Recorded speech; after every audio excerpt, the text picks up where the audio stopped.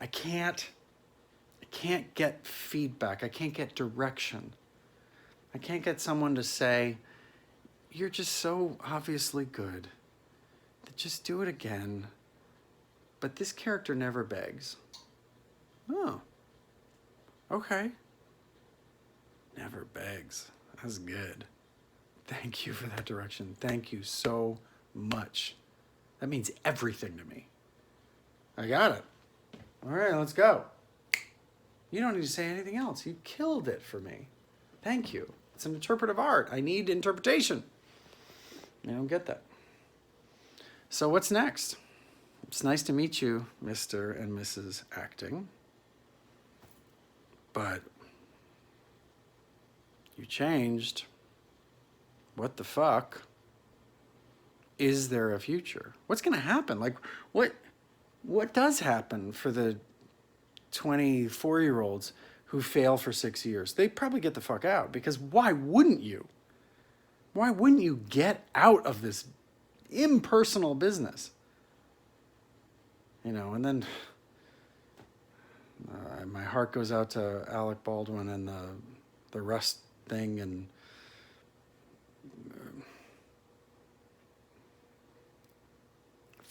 it's dangerous also. So acting sucks. You don't get to commune with these amazing spirits, these souls, these people who give you their hearts, and you just listen and ping off that, and it's amazing. You don't get to do that. And it's dangerous, and someone is going to die.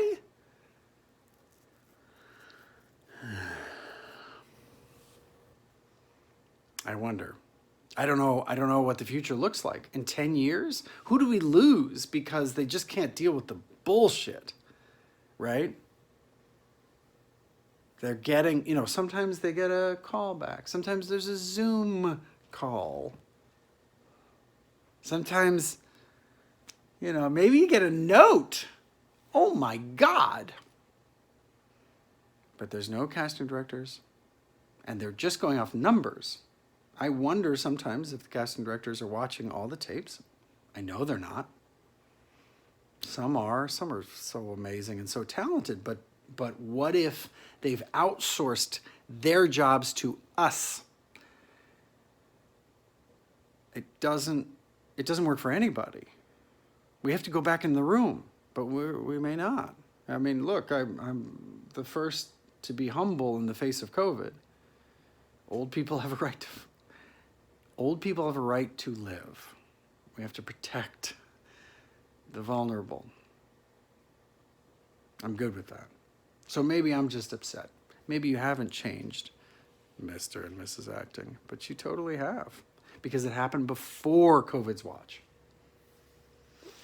So a part of me thinks that we're going to lose a lot of Hopkinses. We're going to lose a lot of talented people to the discouraging, impersonal nature of the business. And at the very least, the 80s sucked. But at the very least, when something was cooking, it wasn't impersonal. LA was a garbage city in the 80s. It's wonderful now. It's kind of an amazing city now. In the 80s, it was a garbage city.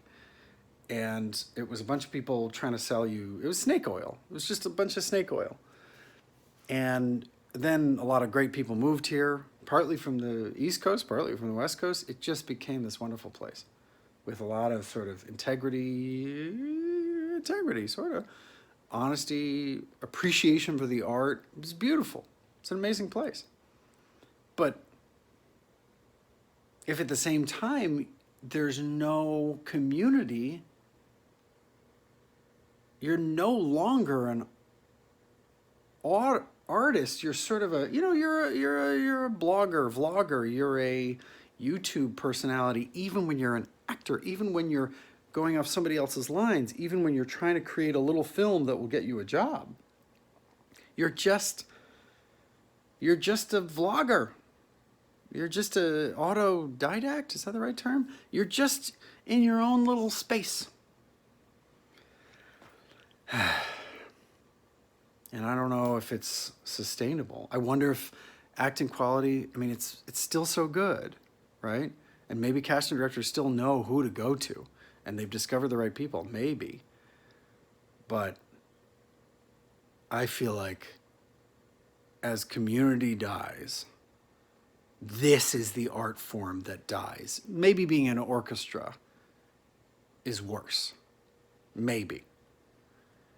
But it's certainly similar. There's some parity. I mean, it's got to be, you know, imagine everybody in the orchestra playing on their own and then sending the MP3 to the conductor. That's what it feels like. That's what it's like these days. And if acting doesn't go through an enormous shift and trauma, which is, again, great to meet you, Mrs. and Mr. Acting. If you don't go through a huge upheaval, I don't know what's going to happen. I mean, I can't, people still have an inspiration, that's great. People still have a sense of the art, that's great. But if it's not connected to the love of community, I don't even know if it's real. Am I good? Yeah. Am I good in a group? Yeah. Do I love people? Yeah. Am I good on my own? Yeah.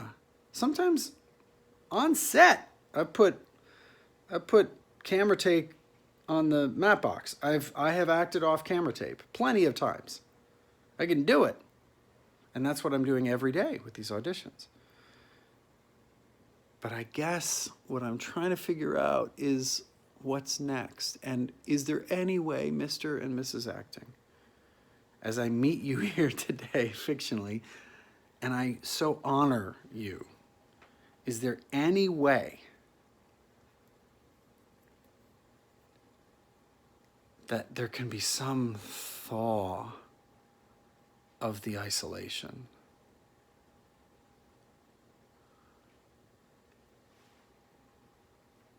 If there's any way, maybe we have to get brave with COVID and Omicron, and maybe we just need to start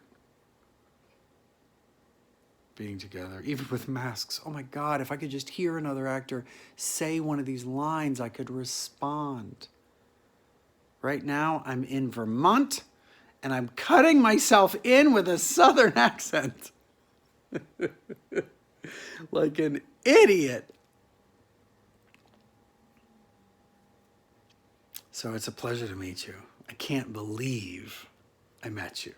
I can't believe you're who inspired Larry Olivier and Anthony Hopkins and Meryl Streep. And I'm proud of you for doing that. I just hope you can keep alive. Because what if you just died? What if the art form just goes and it becomes a series of snake oil salesmen like it was in LA in the 80s? That would suck. Authenticity, integrity, all that we've created in the field of acting, I want that to keep going. So I'm hoping that as you meet me and maybe listen to me, maybe there's some way that we can save you, save acting collectively.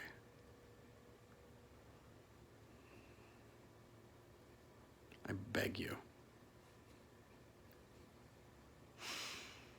But great to meet you either way. I'm a fan.